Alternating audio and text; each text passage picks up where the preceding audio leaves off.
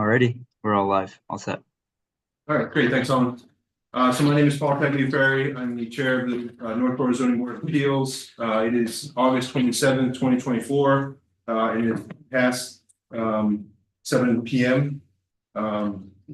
So this open meeting of the Northborough Zoning Board of Appeals is being conducted in person and remotely, consistent with Chapter 2 of the Acts of 2023 relative to extending certain COVID-19 measures adopted during the state of emergency. All members of the Northborough Zoning Board of Appeals are allowed to participate either in person or remotely. The Act allows the Northborough Zoning Board of Appeals to meet in person and remotely so long as reasonable public access is afforded so that the public can follow along with the deliberations of the meeting. The public is encouraged to follow along using the posted agenda unless the chair knows otherwise. Members of the public who wish to view the live stream or the recording of this meeting may do so by going to Northborough Remote Meetings on YouTube via the link listed on the agenda.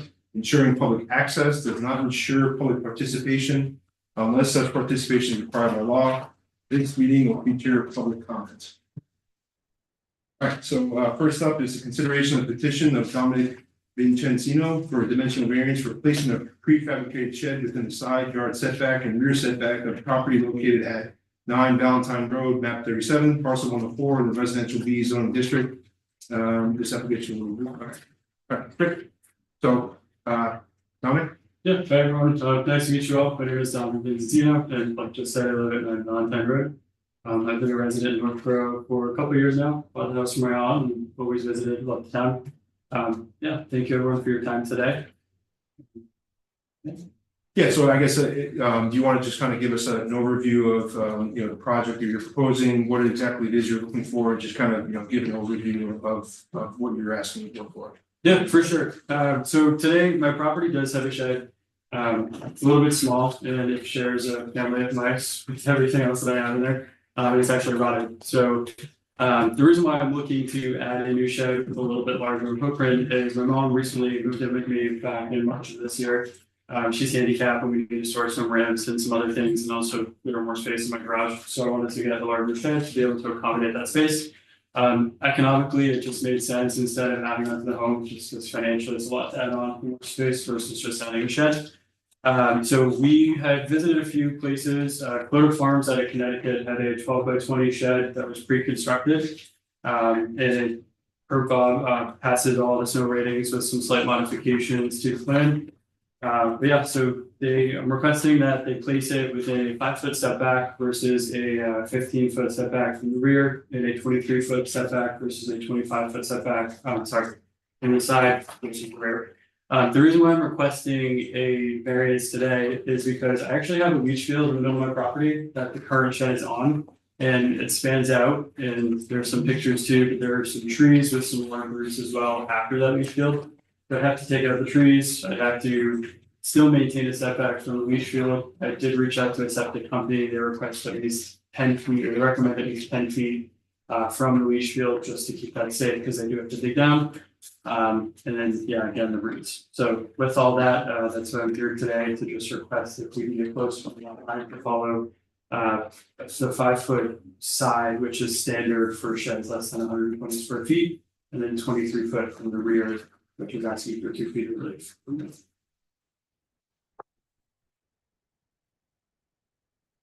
Okay. So will the existing shed be taken down? Yes. Yep. Yeah. Okay. It's gonna be taken down. And so the proposal site is going to be, how far is it from the septic leach field? I didn't know the exact distance from the leach field, but we determined where it was going to be because we had a tree company come in and assess the trees. We did have to pick some out to be able to get it in, but we tried preserving some of the trees on the property. So obviously those all have roots. If I had to estimate, it was probably, I think, within 12 or 15 feet. Yeah, so within 12 or 15 feet from that 10 feet from the septic, but due to the massive trees in front and all of their roots is the reason why we had to push a little bit further back.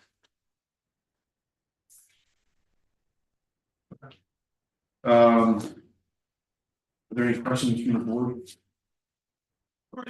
I'll start with staff. Bob and Lori, do you guys have any questions or comments? I did not have any questions. I did visit the site last week and thankfully they were home and I visited and they showed me precisely the location. So if you have any questions about what's there, I'd be happy to answer them as best I can. Yeah, so I guess, Yeah, I have not been at the site. I've driven by it several times. So I don't have the precise location, but what the applicant is stating is pretty much on par with, preserving as many trees as they can. There is on the boundary line between this property and the closest abutter to the 5-foot setback that they are requesting. There are a number of trees, so there's quite a landscape buffer between his yard as it currently exists and their yard. Just one thing I should also add, so there are 2 fences that are on the neighbor's property that the shed will be in front of. One of them is a 6-foot wooden fence, the other is a 4-link chain link fence. I did have the lot surveyed back in, I think it was, so there's a certified plot plan here. Originally, what I mentioned earlier was I was trying to add on to make more space for my mom. I had the surveyor come and stake out the entire lot and see what my options were. Due to cost, I decided that this was the more economical option to add some storage space on the property. Mr. Chairman. Yeah, just a quick comment. I'm just looking at it. Looks like there are plenty of trees and a decent buffer zone with the abutter. Is there going to be electricity in there and is there going to be any lighting? No. Just okay. They take it and drop it off. There's nothing blown, there's no electric in it. It's just, yeah. are there any other questions or from the board? Yeah. One question is to the chair, which I know we'll get to the public comment section, but I will be interested to hear if there were any comments from, I assume Lori, but abutters were notified, and have we received any comments from any abutters? I have not. Subject to anything maybe today? Question. Okay, so that answers that question. And then secondly, looking at the topographic map that was included in the materials, it does look like as you go from the septic field the other direction in the property, it's kind of a steeper grade, is that right? Yeah, so it does slope down. So the topography would make it so you couldn't locate this on that side of the backyard, right? Yeah, so there's a few reasons why we chose that side. So one, it's the slope. 2, to maintain the setbacks on that side as well as the setback that was recommended from the septic company for the leach field. It's very narrow from that side to the side of the lot. And you can also see more from the street from that area. So we're trying to find a place that didn't really disturb any of the neighbors. And I guess didn't cover my existing leach field or septic. We did think about pulling it closer, which we wouldn't have to do the rear setback, but unfortunately we're running into the D box and then my actual septic system. So we went through a round of different considerations and this seemed to be the best place for it. So.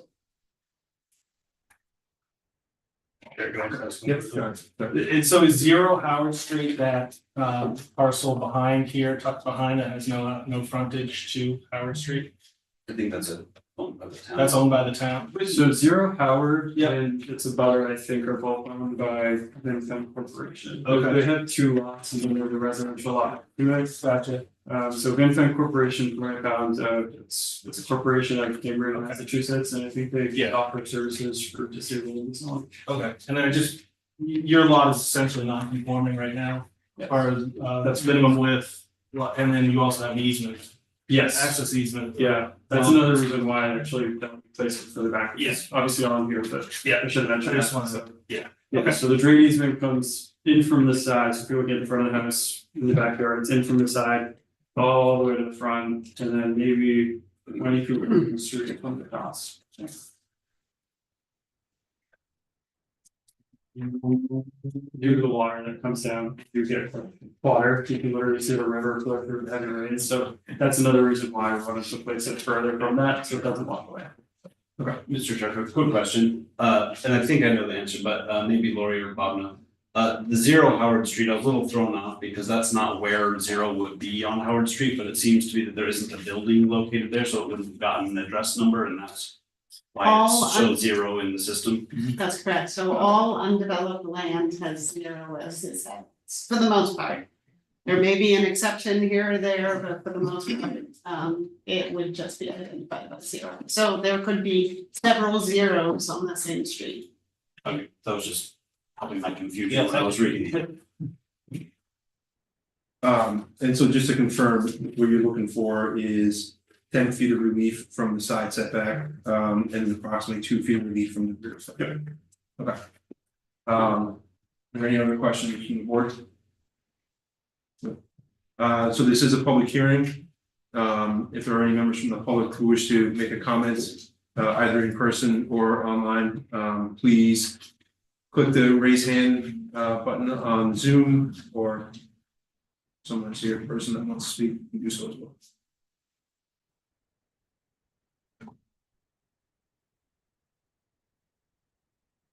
Just confirming that you don't see any raise on Zoom. Correct, no hands. Okay. Are there any additional questions from the board? At this time, any other questions from the staff? Just remember that should the board grant this, you are going to be required to submit a final survey as-built to confirm that you placed it within the limitations of what the board wants. So whatever we grant for relief, I think what Bob is saying is that make sure that it's there, so that you don't have to come back. For sure, if this board decides to Give do me the the extra fund to leave him roll. Okay. Last call for questions or comments? Okay, I'll entertain a motion to close the public hearing. Yeah, I'd like to close the public hearing for 9 Valentine Road. Okay. All right, motion made by Brett to close public hearing and seconded by Susie. Show of hands. All right, unanimous decision. All right, thank you very much. Thank you. Yeah.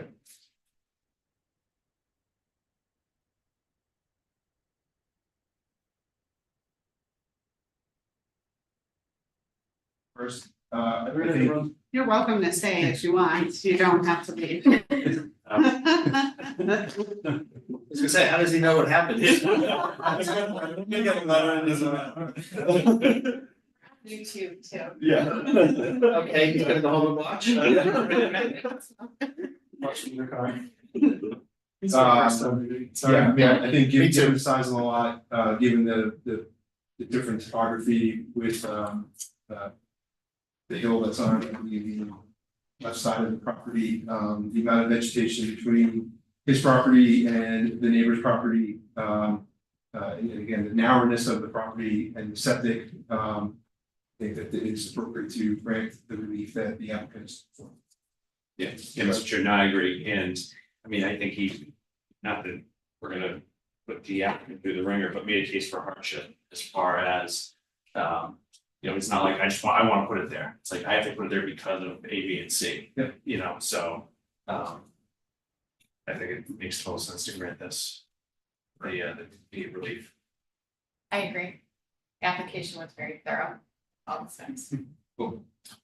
Yeah, just kind of thinking about it, there's a topography issue on this lot that makes it very difficult to build this structure, which I think is a reasonable thing to have in the zone. The topography makes it difficult to build it appropriately away from the side and rear lot lines, in addition to the shape of the lot, squeezing the side and rear lot lines over the back of the lot. Which are 2 of the 3 reasons I guess we can use, topography and shape. And then thirdly, I don't know the extent to which roots and vegetation qualifies as a soil condition, but in my view that they may. But there's certainly vegetation issues, and I don't think that it would be in the best interest of the neighborhood and the overall feeling of the lot and in the benefit of the town to be cutting down mature trees if it can be avoided. And it sounds to me like the applicant has gone through great efforts to try to avoid doing those kinds of things and to try to be as good of a benefit as possible to the neighborhood and not disrupt the abutters or the town in general. And I also note that we haven't heard any comments or objections from any abutters that were notified of this hearing. So For all those reasons, I agree with the chair. Yeah, the shape topography would vouch for variance as well as the hardship proven on a couple different levels. And that's certainly no damage to the public. Jack or Jeff? I'd just say that, it's an accepted use, to have a shed, there are other sheds in the area. This is a little bit larger than some, but it's not, exceedingly large. And meets the, standards given. I agree as well. I think that we should rent through it. I'm in favor. Is there a motion? I should say, so what the applicant is looking for is 10 feet of relief from the side setback, and then you're looking for 2 feet of relief from the rear setback. So whether or not you want to give them that extra sort of little room, just in case that they don't come back in front of us, when we do. Mother drinks, mother drink. Yeah. 9 and 3. Give them additional relief. Oh, 11 and 3. Yes. Yeah. All right, yeah, I'll make a motion to any motion to grant the variance to allow an encroachment of 11 feet into the 15-foot side yard setback and encroachment of 3 feet into the 25-foot rear setback, the placement of a shed, section 7-06-030, table 2, density and dimensional regulations in the residential B district of the property located at 9 Valentine Road, map 37, parcel 104. I second. Brad made a motion, and seconded by Susie. Show of hands for a vote. All right, who's unanimous? All right, thank you very much. Yes. Do you want to, they'll also need to record this, I think. Yes, so Oh, yeah. the next step is, of course, there were some changes that I have to make based on tonight's discussion, so then Paul's gonna sign it. Either you can stay tonight and save yourself a trip on Friday, or you can come back on Friday and sign, it's up to you. Yeah, I'll say. You'll stay.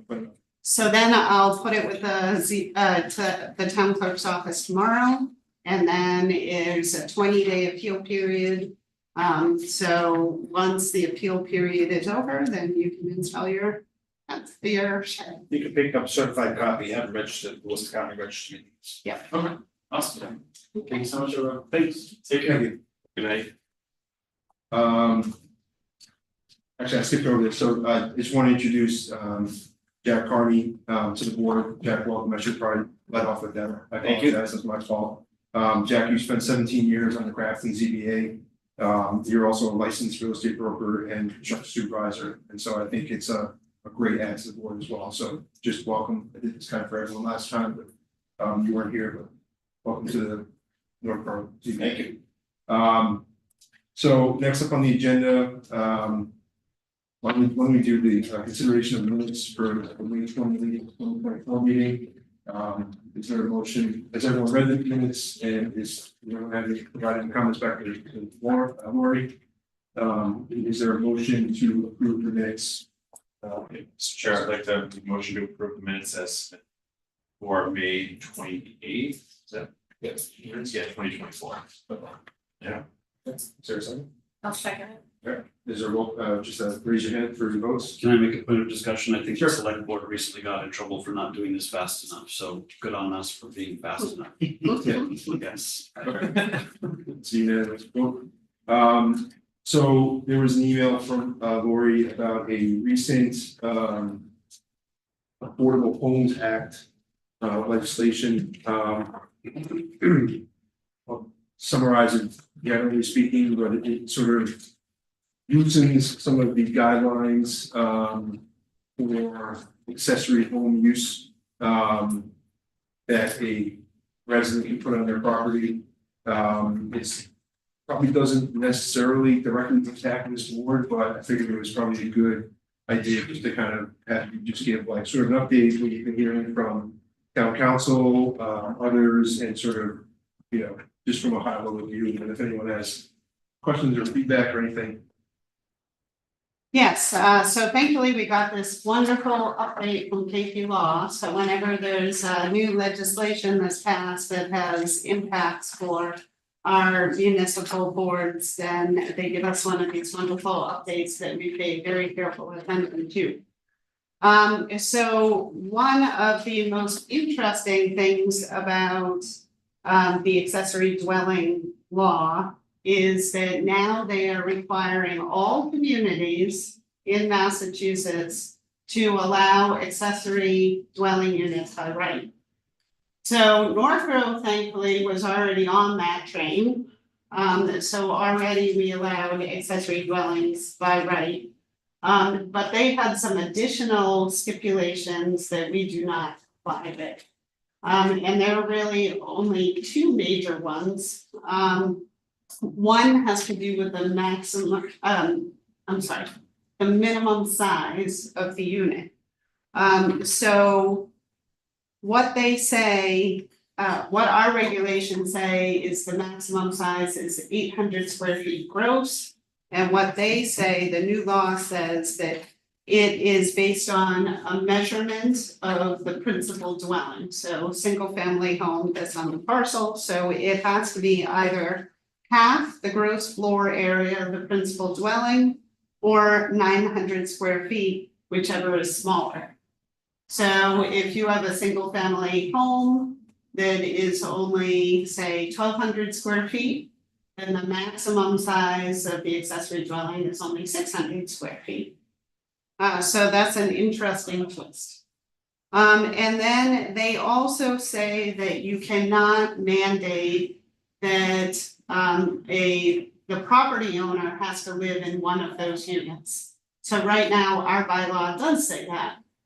So we say that you have to either live in a single family or in the accessory dwelling.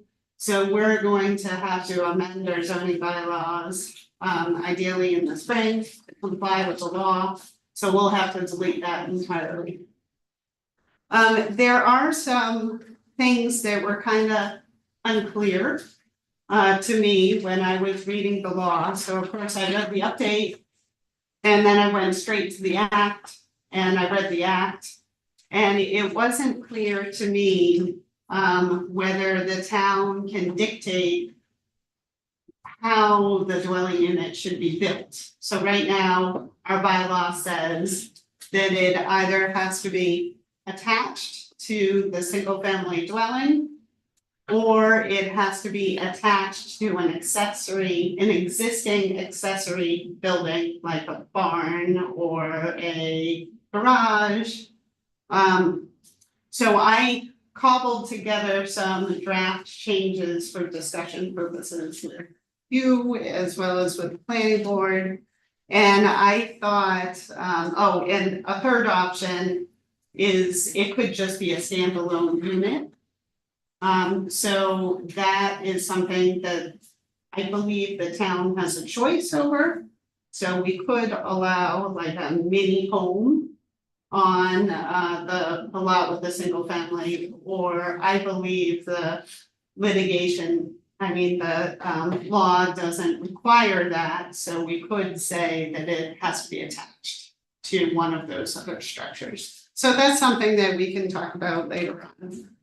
And also there is a new definition for accessory dwelling. So our definition does not comply, so we would have to change that. So then there is another change, which I found particularly interesting, and Bob and I have already discussed this. It has to do with the merger of lots under common ownership. So the way it's always worked is that if you have two lots in common ownership, then you only have in the zoning changes. So say when the lots were created, the minimum lot size was 20,000 square feet. So you have a 20,000 square foot lot here, and then right next door, you have another 20,000 square foot lot. And these lots are owned by the same person. And then the zoning changes. So instead of the minimum lot size being 20,000 square feet, now it's 30,000 square feet. So the way the law has worked in the past is that they only have a certain period of time to build on those two lots.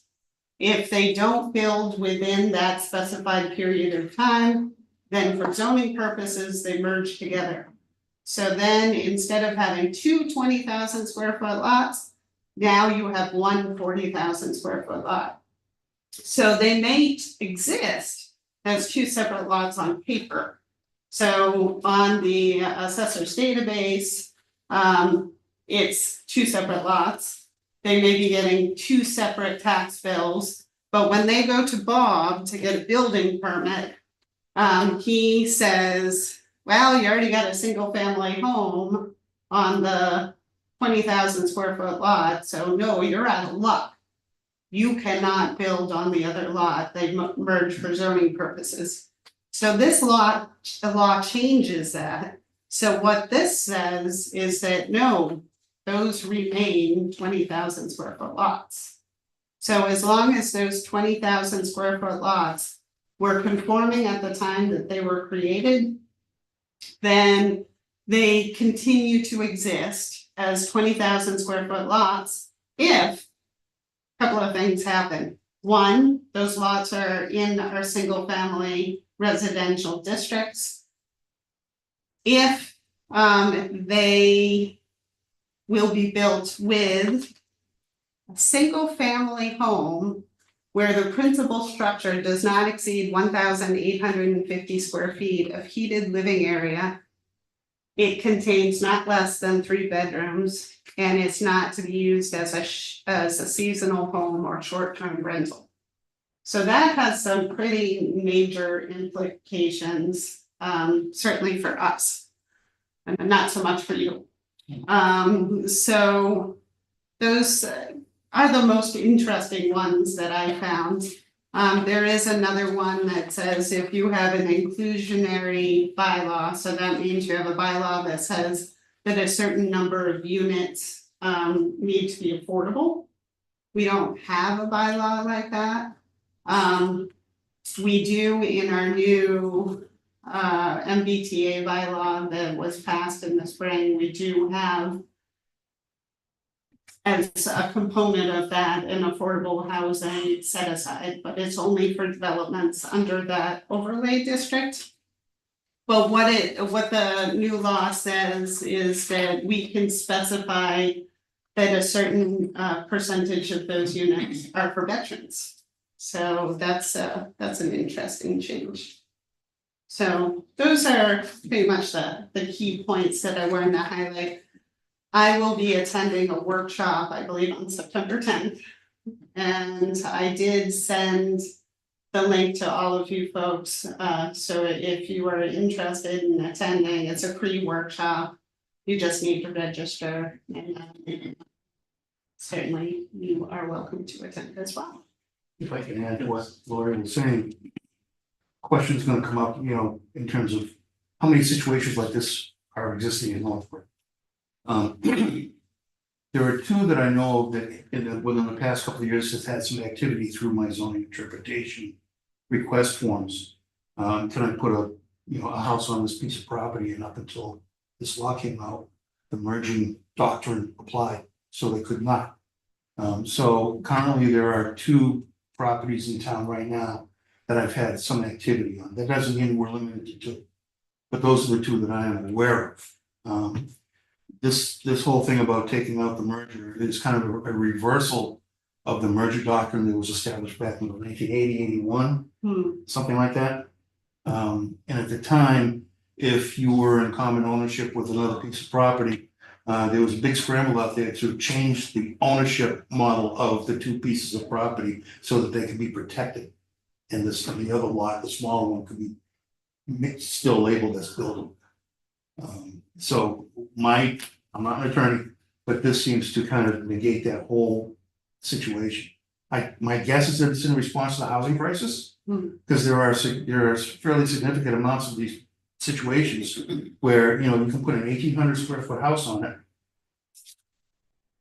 My question is, if you're not going to use it for short-term rental and some of the other situations, if they built 1,800 square feet, they're limited, so they can't put an addition on it. And, So how do you control that? And number two, how do you control limitation of not allowing short-term rentals on it? I'd probably have to refer to the town council in terms of the mechanics on how to do that. I don't know if it's a deed restriction or what. But I think time will just kind of give us the opportunity to flesh that out. That's all I got. Thanks, Lori. Does anyone have any questions? Did you say the merger one that's being mandated that we're gonna have to do that one, or that's all of the ones you just mentioned is? These are mandated. So that is the law when it goes into effect on February 2nd. So we did have a conversation about the fact that our zoning bylaws are non-compliant, particularly with the ADU. We don't say anything about the merger in our zoning bylaws. So that's more of a staffing issue. But so my understanding is with the ADU, we will, the building inspector, so Bob is the enforcer, so it's his lucky job to ignore the non-compliant pieces.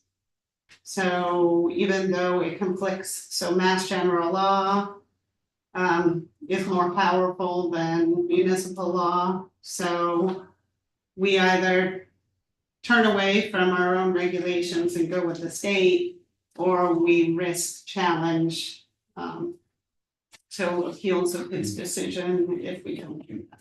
That's one of the things, again, I would probably defer to maybe a town council advice on that, is which direction do I need to go if I have to make a call one way or another. I mean, obviously, this is, it takes effect on February 2, but it's also 3 months before town meeting, where we actually enact it, and what do I do in that window?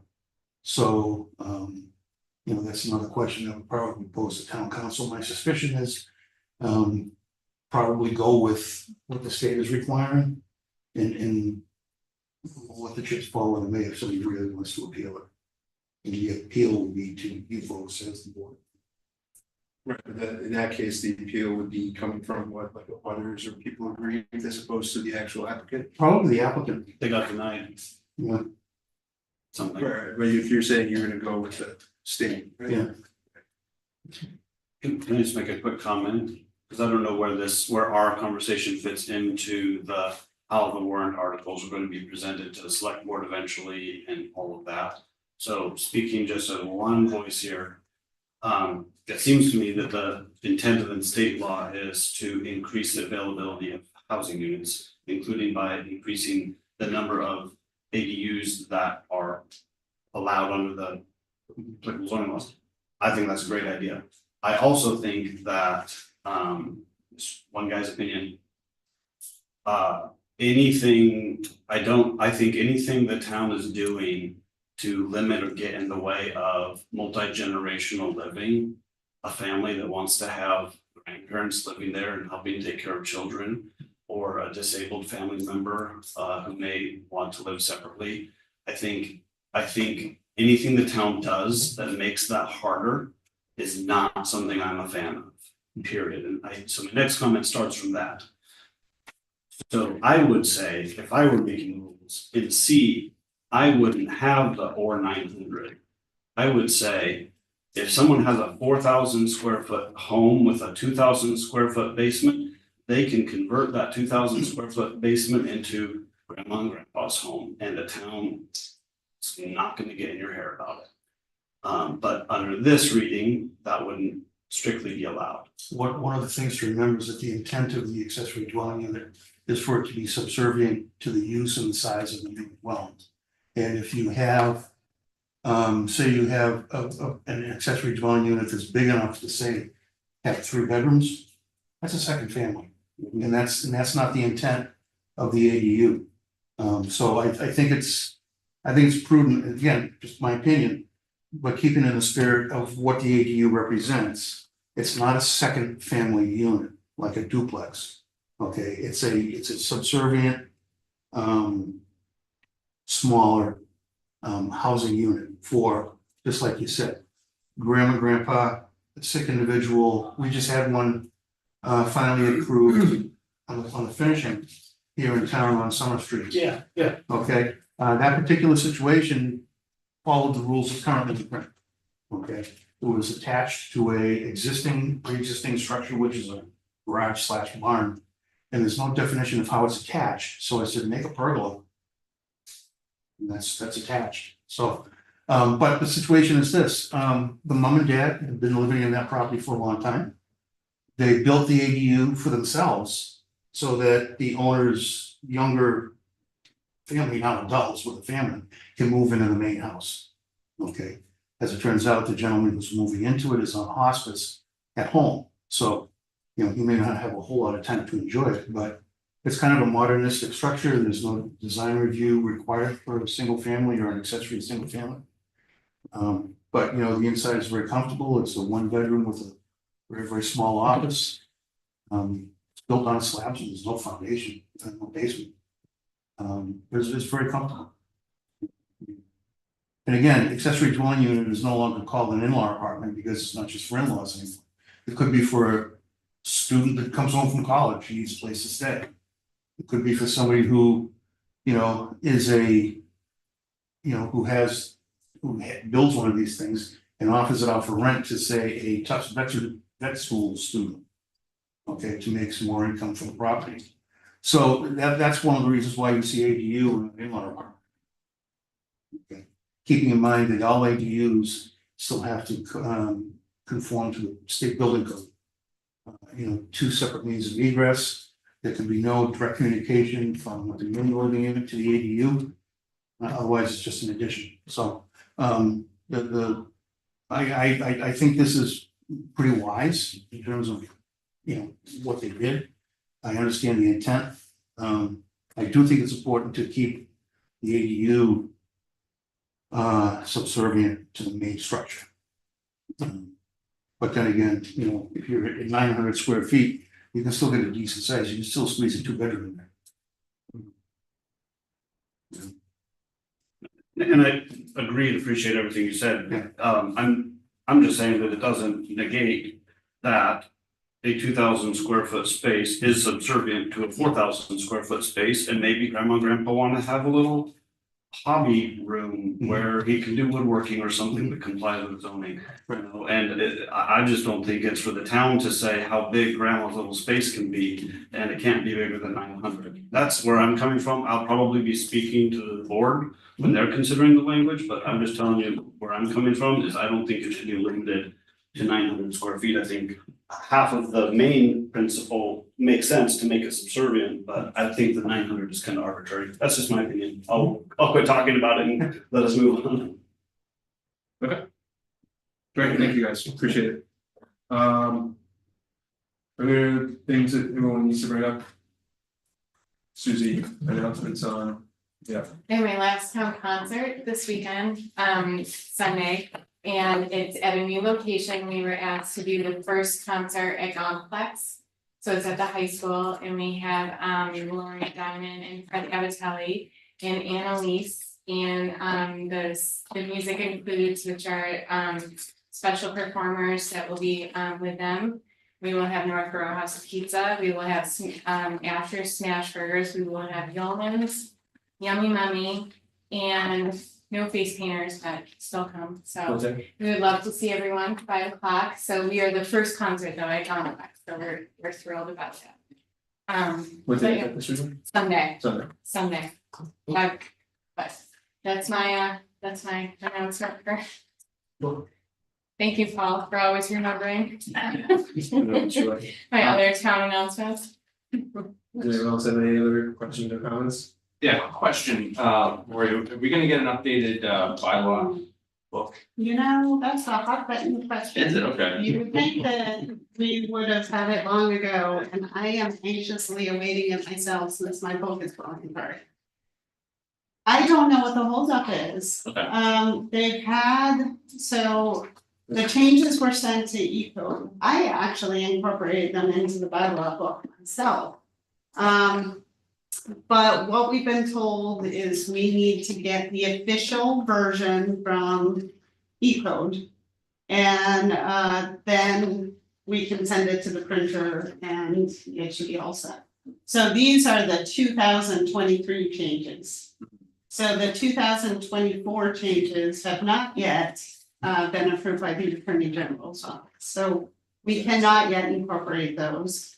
But I did speak to Michelle last week and asked her to get an update for me, and she hasn't gotten an answer yet, so I will, as soon as I get the answer, I will email it out to you, and it is very frustrating, and I apologize for that. No, it's all right. Like I Appreciate the said, I update. don't know what the deal is. Great, thank you.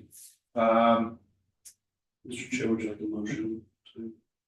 Close the meeting. Close the meeting. Is there a second? Second. Jacob made a motion to close the meeting, Brad seconded the meeting, all those in favor? All right. Great. Thank you. Thanks, everybody.